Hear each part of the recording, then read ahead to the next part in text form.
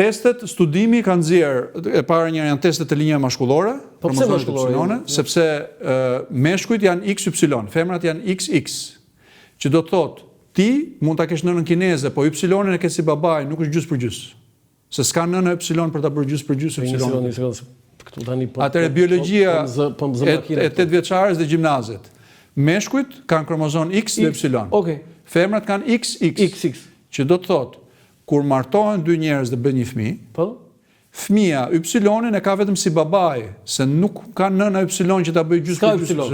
Pjesa tjetër e gjenetikës është gjys për gjys.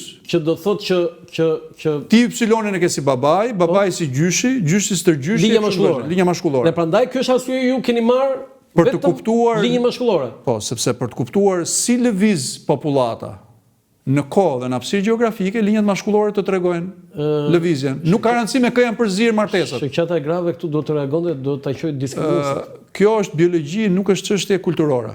Do thras se vi Marbanën këtu. Jemi pritur ta ftosh, por është biologji natyrore. Kjo duhet diskriminuese. Ty qesh, po tani këtu nuk je drejtor keshi që e zgjidhet tak fakë. Absolutisht. Tani çfarë doli ky është realiteti. Tani me këtë konkluzion. Përveç kësaj janë bërë dhe testet të mesatarës gjenetike. Domethënë artikulli, studimi ka përmbledhur dhe rezultatet e linjave mashkullore Y dhe rezultatet e mesatarës gjenetike që ka popullata, që krijohet çdo brez mesatarizohet sepse martohen njerëz nga grupime të ndryshme. Atëherë, konkluzioni çka ka dalë? Përfundimi i artikullit për ta përmbledhur, për ta bërë më të thjeshtë për dëgjuesit. Popullata e sotme shqiptare, rreth 75% e linjave mashkullore, 70%. Po, ja këtu ta mbajmë, po. E kanë origjinën nga popullatat paleoballkanike, domethënë nga popullatat e periudhës hekurit dhe të bronzit të Ballkanit perëndimor dhe qendror, që është territoret i lira.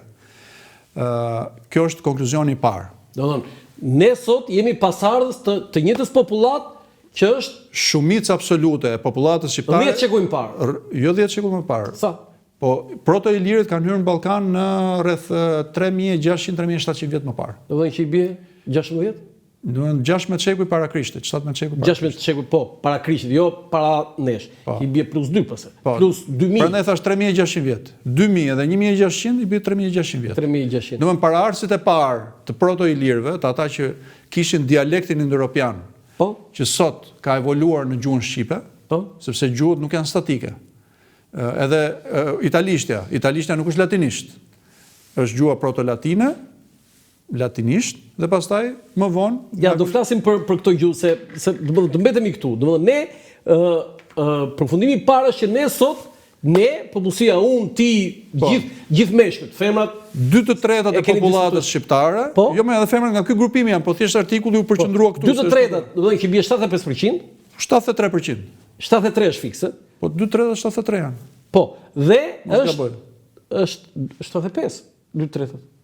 Po dakor, 75. Midis 70 dhe 75%. Okej, jemi pasardhës të linjave mashkullore të popullatës ilire. Po, ilire. Kaq. Ky është përfundimi. Ky është konkluzioni i parë. Konkluzioni i dytë, rreth 15% e meshkujve shqiptar e kanë origjinën nga dyndjet slave, që hynë në Ballkan në shekullin e 6 dhe të 7. Është kjo mbetja? Po, janë dyndjet slave që janë integruar në popullatën ballkanike. Dyndjet slave? Po, nga dyndjet slave shekulli 6 dhe 7. 15%. 15%.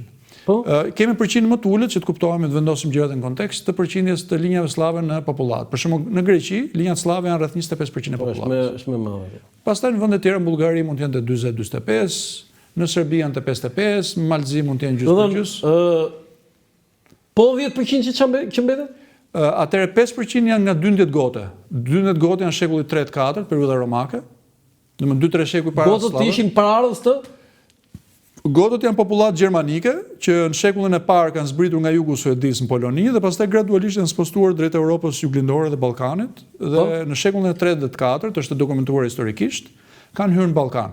Pastaj më vonë kanë ikur në Rom, po një pjesë kanë mbetur në Ballkan dhe janë asimiluar. Po 5% janë gotë. Dhe 5%? Dhe 5% që të kuptohemi, edhe në gjithë Ballkanin perëndimor, përqindja gotë është diku rreth 5%. Për shembull në Kroaci, në Serbi mund të jetë 7%. Në Shqipëri është 5, në Greqi është 3. Nuk është që Shqipëria ka vetëm këtë përqindje gotë dhe nuk kanë të tjerë të rrotull. Po, dhe 5% që mbeten? 4-5% të tjerë janë ose për shkak nga në mbetje vogël kelte ose kryesisht nga periudha romake dhe pothuajse pa përfillshme statistikisht nga periudha osmane. Domethënë, edhe këta që janë nga periudha romake nuk janë nga Italia.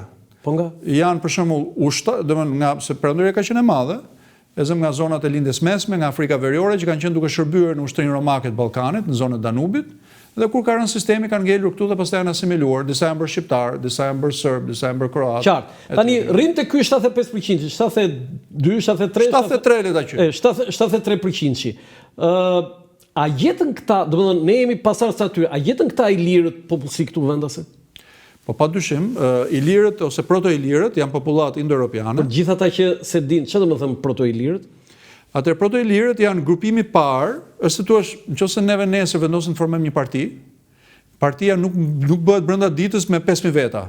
Mblidhen një herë 3 veta apo 10 apo 20 apo 50, një bërtham, ka një ide, Komiteti themelues. Komiteti themelues. Edhe me popullatat, qoftë helene, qoftë greke, qoftë ilire, qoftë kelte, qoftë italike ose gjermanike, gjithmonë ka një bërtham të vogël.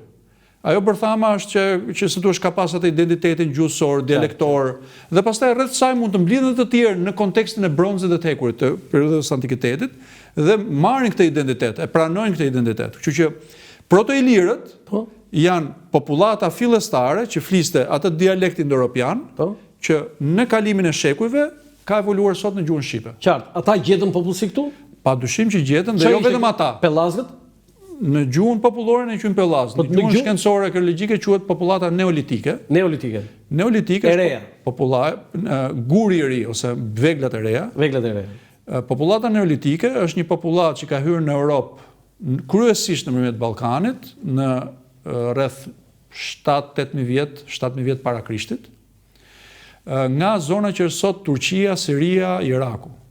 Ajo se që quhet linja e mesme sot në gjuhën politike, sepse në këtë territor për herë të parë u shpik përdorimi i bujqësisë, ku njerëzit jo vetëm mblidhin gjëra të egra, po vendosin që të mbillnin diçka, të kultivonin dhe nga kultivimi kishin mundësi që në një territor më të vogël të mbajnë një popullat më të madh. Domethënë ishte një avantazh teknologjik në atë kohë. Dhe mbasi e praktikuan këtë teknikën e bujqësisë disa, domethënë me shekuj të tërë neolitët. Kjo popullat kishte një avantazh ekonomik dhe filloi gradualisht të zgjerohej dhe hyri në Europë, kryesisht nëpërmjet Ballkanit. Okej, mos shpërndajmë, domethënë kjo popullat ne quajmë ja një sekond vetëm. Kjo popullat në gjuhën popullore para indo-europiane ne quajmë popullata pellazge. Pellazge. Domethënë neolitët i quheni ju. Dhe pse quhet pellazge? Ta kuptojmë. Pse? Për herë të parë pellazgët përmenden nga Homeri te Iliada. Po. Nuk ka se thuash shkencë më vete për pellazgët. Thjesht Homeri thot, ne helenët, kur kemi ardhur këtu kemi gjetur pellazgët. Popullata neolitike, se edhe helenët janë indo-europian, edhe gjuha greke është gjuhë indo-europiane. Se gjuhë indo-europiane është pothuajse gjithë Europa. Vetëm në Baskët, në Hungari, edhe në Finland nuk flitet në gjuhë indo-europiane. Të gjithë gjuhët e tjera indo-europiane në Europë janë me origjinë indo-europiane. Edhe slavët? Edhe slavët është gjuhë indo-europiane. Gjithë popullata slave është tani, edhe një herë, ilirët gjetën këtu pellazgët. E para njëherë, nga erdhën ilirët? Indo-europianët, jo vetëm ilirët, origjinën e kanë nga zona që është sot veriu i detit zi, domethënë zona midis Ukrainës dhe Rusisë, aty ku po bëhet lufta. Aty është vatra indo-europiane, ku një popullat e caktuar me teknologjinë e blegtorisë, ishin blegtor. Me domestikimin e kalit, që jepte avantazh lëvizjes shumë të madh. Me integrimin e karrocës me kalin, si mjet lëvizjes, vagona që lëvizte shtektonin me baktit. Me përvetësimin e teknologjisë së bronzit relativisht herët nga jugu Kaukazit, se kjo popullat ishte nga Kaukazit. Veriu Kaukazit, kjo popullat. Domethënë rreth 6000 vjet më parë. Rreth 6000 vjet, 5000 vjet, 5-6 vjet para Krishtit, domethënë rreth 7-8000 vjet më parë. Dhe me sistem patriarkal. Këta erdhën këtu. Këta nuk erdhën vetëm këtu, këta u shpërndan në të gjithë botën. Po pse? Po mendohet që ka disa fenomene, disa arsye, nuk ka gjithmonë një arsye. Klima? Mund të ketë pasur një krizë klimaterike dhe kjo i detyroi që të fillonin të shpërndaheshin. Se kjo ka logjik. Kishin rezistencë më të lartë ndaj smundjeve duke qenë blegtor dhe kur u lëvizën, smundet e këtyre popullata lokale nuk i përballonte dot. Këta nuk e kishin me qëllim, thjesht çu ka ndodhur. Dhe popullata që këta lëviznin shuhej ose reduktohej dhe këta shtoheshin. Duke pas ishin rezistent. Po, duke pas sistem, një lloj siç ndodhi kur shkuan europianët në Amerikë, që indianët atje vdiqën në masë masive sepse nuk ishin mësuar me smundjet që kishte Europa.